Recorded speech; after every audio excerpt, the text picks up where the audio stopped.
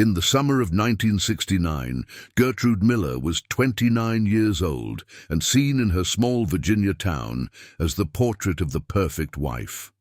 Her mornings began with the smell of freshly baked bread, the clinking of coffee cups, and the routine of combing the hair of her children, Michael, 8, and Teresa, 6, before taking them to school.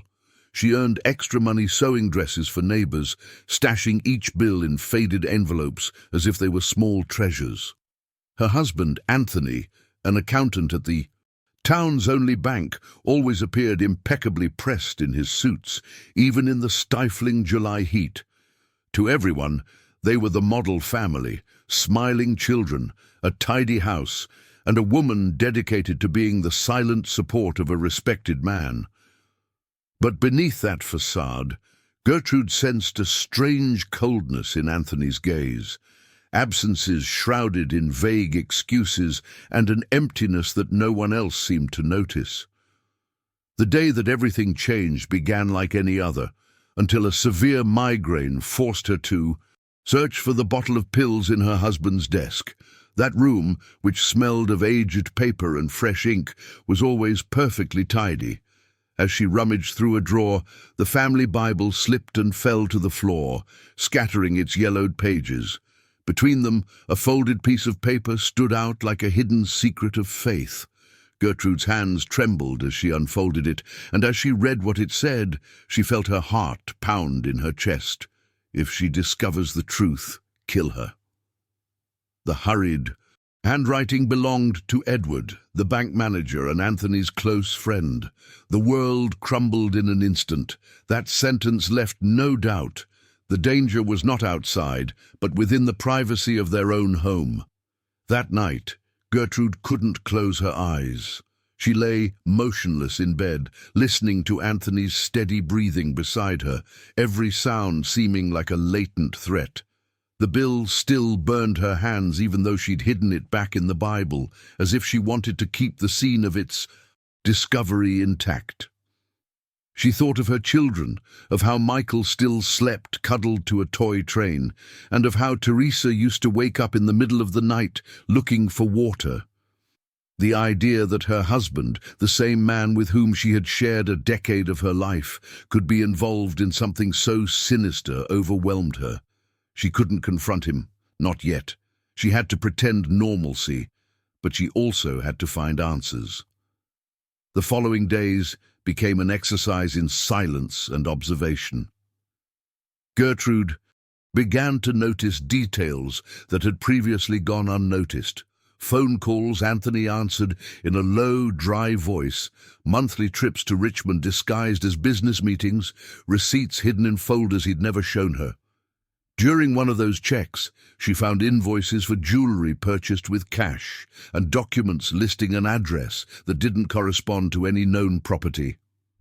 With a sinking heart, she realized her husband was leading another life, one that included a young woman named Mary Ann and, worse, a pregnancy. The world she knew cracked with each discovery, like shattered glass that threatened to shatter at any moment. The certainty that Anthony was leading a double life became unbearable when Gertrude found, hidden among old receipts, some boat tickets to Argentina. They weren't ordinary tickets. They were issued under false identities and dated for a few months from now. Beside them were envelopes containing handwritten love letters addressed to Mary Ann, in which he promised her a new life, far from everything, as if Gertrude and the children had never existed. Each word was a dagger, piercing not only her confidence, but her very image of herself as a wife and mother. This wasn't just a betrayal of love. It was a deliberate plan to erase her from history. One afternoon, while carefully reviewing the documents, she also found altered bank balance sheets and notes with calculations she couldn't fully understand. It was proof that Anthony and Edward were plotting something much darker. A multi-million-dollar robbery, a premeditated escape, and if necessary, her disappearance. That conclusion chilled her completely. It wasn't just infidelity, or even the humiliation of being replaced by another. It was the very real threat that her life and those of her children hung by an invisible thread. From that moment on, she knew she could no longer allow herself to be the obedient, silent woman the city had come to know. She needed a plan, and she had to execute it with the same precision that had governed every stitch of her sewing. Gertrude began to act with a calm that only she knew was feigned. She secretly opened an account in a Richmond bank, gradually depositing the earnings from her sewing projects. Each finished dress and each paid alteration became a survival currency. She kept copies of compromising documents and, with the delicacy of someone embroidering lace, hid them in unlikely places. Inside cushions, behind a frame with her wedding photo, in an old cookie tin that no one looked at. At the same time, she learned to smile at Anthony, to serve him dinner with the same dedication as always, while inwardly calculating every move as if her life were a chessboard. She trusted no one except her instincts and one person, Louise, her childhood friend, who lived in the capital and with whom she'd corresponded for years. In a carefully worded letter, mentioning no names or compromising details, she asked for help if the time came to flee. Louise understood the message between the lines and assured her that she would have a roof over her head if she needed it. At the same time, Gertrude began to put together a dossier: photos, copies of documents, letters, and receipts.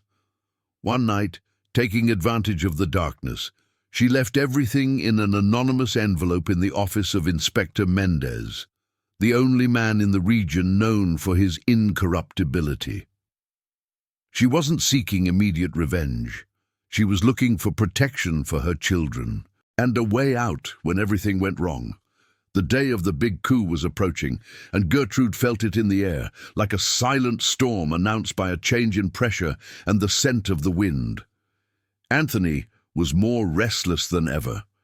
He got up early, combed through papers until late into the night, and made calls that ended abruptly as soon as someone entered the room. For the city, everything remained the same, with its slow and predictable pace, but for Gertrude, every minute was a string, tightening. She had packed a small suitcase with basic clothes and documents for the children, hidden beneath the false bottom of a trunk. Every seam, every envelope kept secret, were her silent weapons against a fate that others had decided for her. Finally, on the morning of the robbery, Gertrude watched Anthony dress with almost ritualistic precision, his tight tie, his shiny watch on his wrist, his restrained expression. To anyone else, it seemed like just another workday. To her, it was the prelude to tragedy. With a heavy heart, she took the children to a neighbor's house, using the excuse that she needed to work on several sewing jobs. Then she was left alone, sitting at the kitchen table, her hands freezing, her ears straining for the slightest noise outside. Hours later, the sound of sirens broke the silence. The bank had been surrounded by federal investigators, and within minutes, Anthony and Edward were led out in handcuffs before the incredulous eyes of the entire town. Gertrude didn't cry. She just breathed deeply, knowing she had saved more than just her dignity. She had saved her life and that of her children. The scandal shook the city like a silent earthquake. In a matter of hours, the Miller name went from being synonymous with respect to becoming the object of whispers and glances of pity, disguised as curiosity. At the grocery store, Gertrude felt conversations cut short as soon as she entered, and at church, greetings were colder, tinged with pity.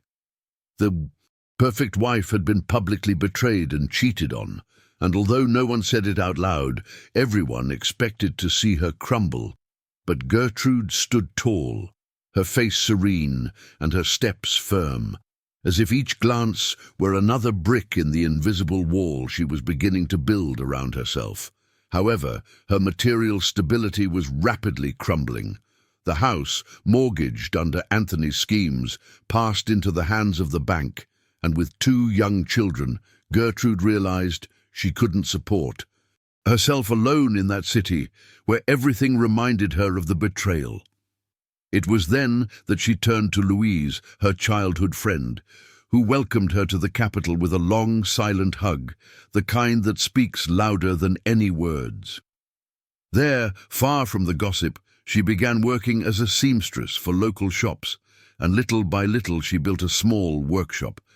It wasn't easy. There were nights when her hands bled from so much sewing, but each stitch was an act of resistance, a way of showing that she could rebuild her life with the same tools she'd always had.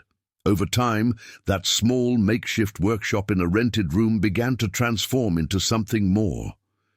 Gertrude, with her flair for detail, transformed simple fabrics into dresses that seemed to have a soul of their own.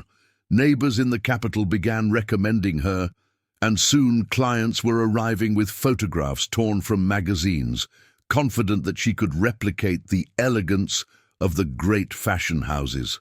Michael and Teresa helped her however they could, he cutting scraps and she threading needles, as if each childhood task were part of a shared destiny. In each finished garment was a hidden message. She wasn't defeated, she was reborn. It was during that period of reconstruction, when everything seemed like a titanic and solitary effort, that Gertrude discovered something curious. Telling her story in small fragments to her clients became an act of relief. And here, I take this opportunity to pause for you, who are following this story. If you've made it this far, tell us where you're reading from. Sometimes, sharing the place from which you're following us makes these stories even more meaningful. Because Gertrude's struggle wasn't just personal, it was also a reflection of so many invisible women who learned to endure with dignity in silence. Years passed, and just as the workshop was beginning to establish itself as a respected business, Gertrude's door opened to a ghost from the past. Mary Ann appeared, holding a boy in her arms, barely 5 years old, with the same dark eyes as Anthony's. The young woman was gaunt, wearing a simple dress, her face marked by the fatigue of someone who had experienced more disappointments than fulfilled dreams. The initial silence was heavy, like a wall erected between two women who shared the same executioner. For Gertrude, it was like seeing betrayal materialized, confirmation that Anthony's promises hadn't died in prison, but had left living traces. For a few long seconds, she considered closing the door and erasing that presence from her life, but the boy looked at her with an innocence that disarmed her of any resentment. He wasn't guilty of anything, not even Mary Ann was entirely guilty. With a long sigh, Gertrude let her in, offering her a chair and a glass of water. The conversation was awkward, filled with silences that spoke louder than words, but they both understood something fundamental. They had been used and betrayed by the same man. That unexpected visit wouldn't be the start of a new conflict, but rather the opportunity to transform anger into a form of female solidarity that neither of them had imagined. At first, Gertrude and Mary Ann's life together was like sewing on rough fabric. Every movement chafed and left marks. Mary Ann, accustomed to Anthony's soft-spoken words, felt out of place in the shop filled with rules and discipline. Little by little, however, she began to demonstrate unexpected skills. She had a good eye for color, knew how to organize orders, and treated customers with a warmth that balanced Gertrude's seriousness. What began as occasional help eventually became a constant job. The initial tension transformed into a practical collaboration. Although still fraught with awkward silences and memories neither of them wanted to mention. As the months passed, their children began to live together as siblings. Michael and Teresa played together with Mary Ann's young son, Charles, who ran around the workshop, leaving laughter behind the sewing machines. What seemed impossible at first began to soften the wounds. Gertrude discovered that, beyond Anthony's shadow, Mary Ann was also a victim who had had to invent a life for herself amidst ruins. Solidarity was born from this mutual understanding. They weren't rivals, but two women who had survived the same lie. The workshop ceased to be just a workspace. It became a refuge where betrayal was transformed into shared strength. The business grew beyond anyone's imagination. What began as a small sewing workshop in a rented room transformed into a prestigious boutique, frequented by women in the capital's high society. Gertrude and Mary Ann's dresses were recognizable from a distance for their unique style, a blend of classic elegance with handcrafted details that seemed to tell stories. The two women, previously divided by a man, now shared a beading desk, a diary full of orders, and a common purpose: to prove that something beautiful and lasting could rise from the ashes. The boutique was not just a business, it was the symbol of their reinvention. At this point in the story, as Gertrude began to see her name associated with respect rather than scandal, I'd like to pause for you who are still reading. If you're still here, please leave a comment and share this story, because you never know who it might inspire. Perhaps someone, somewhere else in the world, needs to hear that it's possible to rise above betrayal and find a path of their own. Just as Gertrude discovered she wasn't alone, your voice can also be a thread that unites this web of stories of resilience. When Anthony was released from prison, the news echoed through the city like an uneasy echo. He soon appeared at the boutique, his suit wrinkled and his expression tired and intended to be humble. He presented himself as a repentant man, his voice low and his rehearsed phrases intended to evoke compassion. Gertrude observed him calmly, without rancor or tears, only with a serenity that surprised even Mary Ann. The Anthony before her was no longer the respected husband of yesteryear, nor the secret lover who had promised impossible worlds. He was a defeated man, burdened by the weight of his own actions. Anthony tried to reach out to his children, talking about childhood memories and promising to make up for lost time. But Gertrude was clear. The decision didn't belong to her, but to Michael and Teresa, who were now old enough to choose for themselves. There were no screams or dramatic scenes, just a firm and definitive boundary. Anthony left empty-handed, understanding that the control he once thought he had vanished forever. Gertrude, for the first time, didn't feel like a prisoner of someone else's story, but the absolute master of her own. Over the years, the boutique became a symbol of elegance and good taste, a place where customers not only looked for dresses, but also a place of trust. Gertrude was already recognized as a respected businesswoman, a mother who had successfully raised her children amid adversity, and a woman who had transformed pain into determination. Michael grew into a disciplined and hard-working young man, while Teresa inherited her mother's artistic sensibility, assisting in the design of new collections. The Miller name, once associated with scandal, was now remembered for tenacity and rebirth. Mary Ann, who began as an awkward figure, became not only a partner, but a friend, almost a sister. Charles grew up alongside Michael and Teresa, as part of the same family, without the divisions Anthony had once tried to impose. Together, the two women demonstrated that betrayal could become a bridge to solidarity, and that female unity was stronger than any male lie. Gertrude never forgot the bill she had found in the Bible, the one that had ignited the whole storm. But she no longer saw it as a wound, but as a reminder that, even in the darkest moments, she had had the courage to choose her own destiny.